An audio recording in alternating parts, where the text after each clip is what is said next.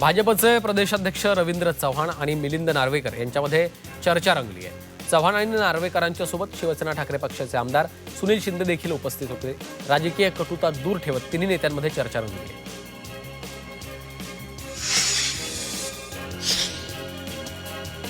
महाराष्ट्राचं राजकारण सुसंस्कृत म्हणून ओळखलं जातं. राजकीय पक्षांचे नेते एकमेकांचे विरोधक असले तरी त्यांच्यामध्ये वैर नसल्याचं अभिमानानं सांगितलं जातं आणि त्याचं प्रत्यक्ष उदाहरण विधिमंडळ परिसरातून जात असताना आदित्य ठाकरे यांच्यासमोर भाजपच्या चित्रा वाघ आल्या. त्यांच्या बाजूने त्या जात होत्या. त्यावेळी चित्रा वाघ यांनी आदित्य ठाकरे यांना पाहून नमस्कार केला, तर आदित्य ठाकरेंनी देखील स्मित हास्य करत नमस्कार केला.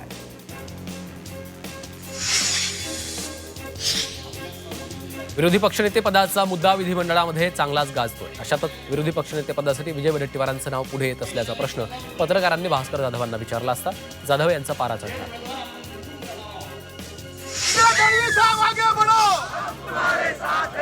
अंबादास दानवेंच्या कॅच बॉम्ब नंतर रायगड जिल्ह्यातील शिवसैनिक संतप्त झाले. मुरुडमध्ये शिवसैनिकांनी दानवेंच्या फोटोचं दहन करत त्यांच्या कृत्याचा निषेध केलाय. आमदार दळवी यांना बदनाम करण्याचं षडयंत्र रचलं जातंय असा आरोप शिवसैनिकांनी केला. मात्र हा व्हिडिओ फेक असल्याचा दावा शिवसेनेनं केला.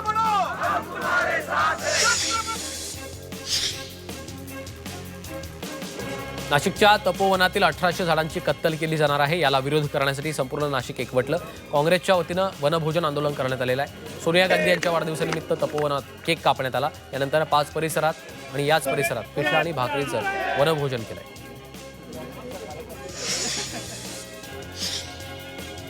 पुण्यात महापालिका निवडणुकीच्या पार्श्वभूमीवर महाविकास आघाडीनं भाजपवर गंभीर आरोपांची मालिका सुरूच ठेवली आहे. भवानी पेठेतील महापालिकेच्या क्षेत्रीय कार्यालयात भाजपचे कार्यकर्ते बंद खोलीत तब्बल 4.5 तास बसून मतदार याद्यांमध्ये फेरफार केला जात असल्याचा आरोप काँग्रेस नेते संजय बालगुडे यांनी केला आहे.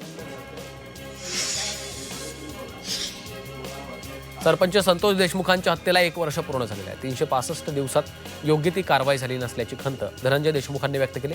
संतोष देशमुखांच्या हत्या प्रकरणातील सर्व गुन्हेगारांना फाशीची शिक्षा झाली पाहिजे अशी मागणी धनंजय देशमुखांनी केली आहे.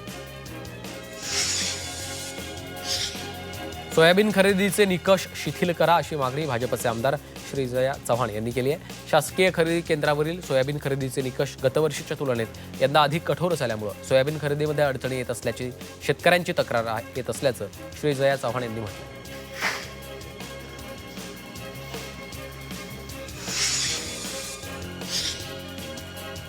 प्लास्टिक मुक्तीच्या दिशेने ग्रामीण भागात पावलं उचलली जात आहेत. पंढरपूरच्या जवळच असणाऱ्या गोपाळपूर ग्रामपंचायतीनं कापडाच्या पिशवी वापरासाठी वेंडिंग मशीन बसवलं. 5 रुपयांच्या नाण्याचा वापर करून नागरिकांना कापडाची पिशवी सहज मिळणार आहे.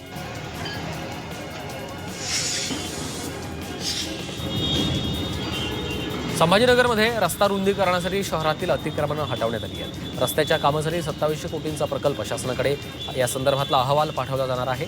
त्यानंतर रस्त्यांची कामं पूर्ण केली जातील. झी 24 तासच्या बातमीनंतर वांगणी बदलापूर महामार्गावरील गोरेगाव ढपळेपाडा या रस्त्याच्या कामाला सुरुवात झाली. या पावसाळ्यामध्ये अक्षरशः रस्त्याची चाळण झाली होती. त्यामुळे वाहन चालकांना प्रचंड त्रास सहन करावा लागत होता. सार्वजनिक बांधकाम विभागाने या रस्त्याच्या कामाला सुरुवात केली असून या कामासाठी 2 कोटींचा निधी मंजूर केला.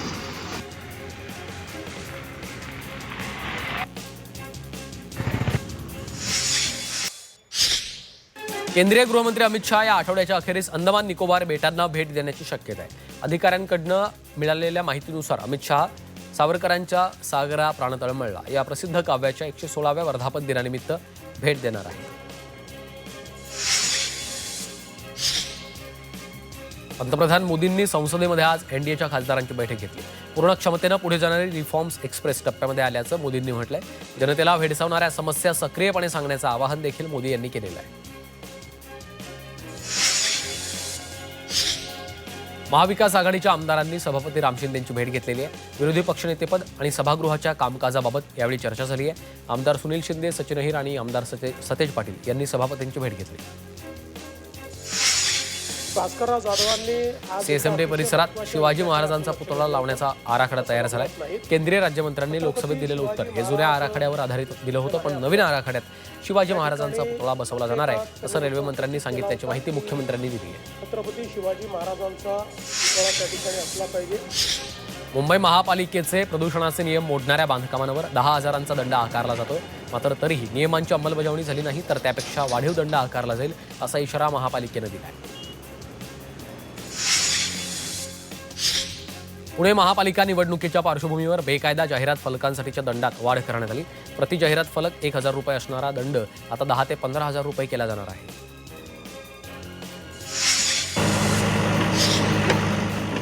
नाशिकमध्ये तपोवन वृक्षतोड वादावर महापालिकेकडनं बैठक घेण्यात आली. मात्र महापालिकेला पर्यावरणप्रेमींच्या अनेक प्रश्नांचं निराकरण करता आलं नाहीये. त्यामुळं ही बैठक निष्फळ ठरली आहे. यानंतर आता अजून उपाययोजनांसोबत पुन्हा पर्यावरणप्रेमींशी संवाद साधणार असल्याची माहिती महापालिकेनं दिली आहे. मुंबईमध्ये बॉलिवूड कलाकारांनी नोव्हेंबर महिन्यात मोठ्या प्रमाणावर मालमत्तांची खरेदी केली आहे. जवळपास 101 कोटी रुपयांहून अधिक मालमत्ता खरेदी केली. यात अभिनेता सैफ अली खान, अभिनेता ऋतिक रोशन, सुष्मिता सेन यांच्या मालमत्तांचा प्रामुख्याने समावेश आहे. नाशिक जिल्हा परिषदेमधील 614 दिव्यांग अधिकारी आणि कर्मचाऱ्यांची दिव्यांगता पुन्हा एकदा तपासली जाणार आहे. शासनाच्या सवलती घेताना सादर केलेल्या प्रमाणपत्रांच्या वैधतेबाबत तक्रारी वाढल्यानं हा निर्णय घेतलाय. सवलती आणि हक्कांचा गैरवापर केल्यास कठोर कारवाई केली जाणार आहे. पुणे ग्रँड चॅलेंज टूरसाठी तयारीला वेग आलेला आहे. जानेवारी 2026 खेलो इंडिया अंतर्गत होणाऱ्या Pune grand challenge tour cycle स्पर्धेसाठी पुण्यातल्या मार्गकामांना वेग आलेला आहे.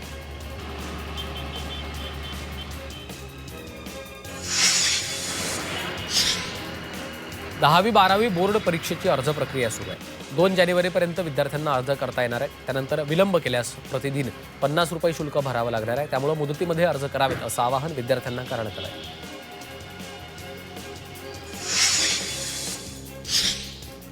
अकोला जिल्ह्यातील बाभुळ गावात नंद तारांगण या खगोल अभ्यास केंद्राची स्थापना झाली आहे. या ठिकाणी बसवण्यात आलेल्या अत्याधुनिक 3 दुर्बिणींमुळे खगोलप्रेमी विद्यार्थी आणि अभ्यासकांना अंतराळातील विस्मयकारक दृश्य प्रत्यक्ष डोळ्यांनी पाहण्याची संधी मिळणार आहे. त्याच्यामध्ये तुम्ही जर का पाहिलं बघा तुम्ही थोडं. अहिल्यानगर मनमाड महामार्गाचं अतिशय संथ गतीनं काम सुरू आहे. त्यामुळे वाहन चालक त्रस्त झालेले आहेत. अनेक ठिकाणी एका बाजूनं रस्त्याचं काम सुरू आहे तर दुसऱ्या बाजूनं दोन्ही दिशांनी येणारी जाणारी वाहतूक सुरू असलेला रस्ता खड्डेमय झाला. त्यामुळं रस्त्याचं काम तातडीनं पूर्ण करण्याची मागणी जोर धरतीये.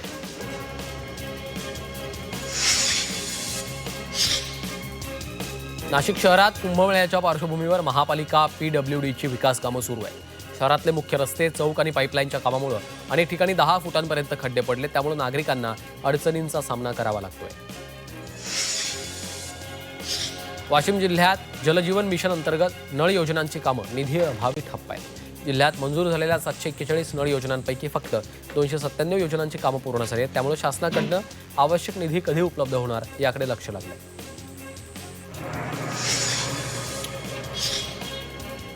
भंडारा जिल्ह्यात बहुतांश पेट्रोल पंपांवर सोयी सुविधांचा अभाव आहे. स्वच्छतागृहामध्ये घाणीचं साम्राज्य पसरलेलं दिसून येते.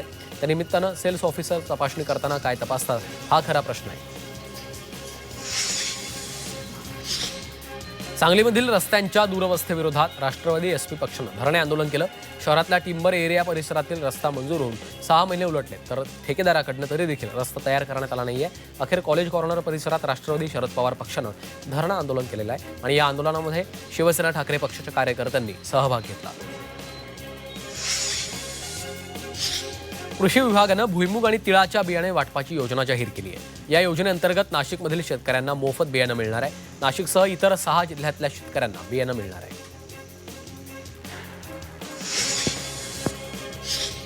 इंडिगोच्या विमानसेवेचा गोंधळ अद्यापही संपला नाहीये. त्यामुळे 8 ते 11 डिसेंबर दरम्यान सायंकाळची दिल्ली विमानं रद्द करण्यात आलेली आहेत.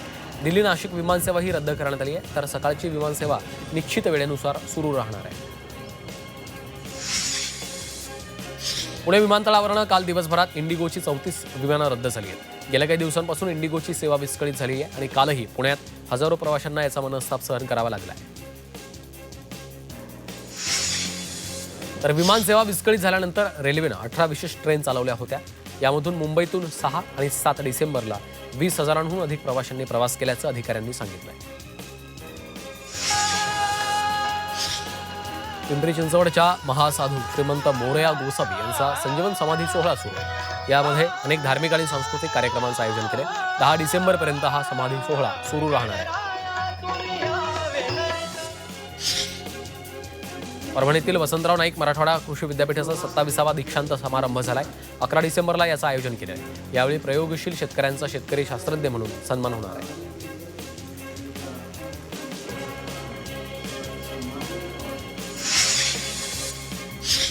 पिंपरी चिंचवड शहरात हवा प्रदूषणामध्ये वाढ होतीये. वाढत्या हवा प्रदूषणाचा महापालिकेच्या पर्यावरण विभागाकडनं अभ्यास केला जाणार आहे. यासाठी महापालिका 75 लाख खर्च करणार आहे.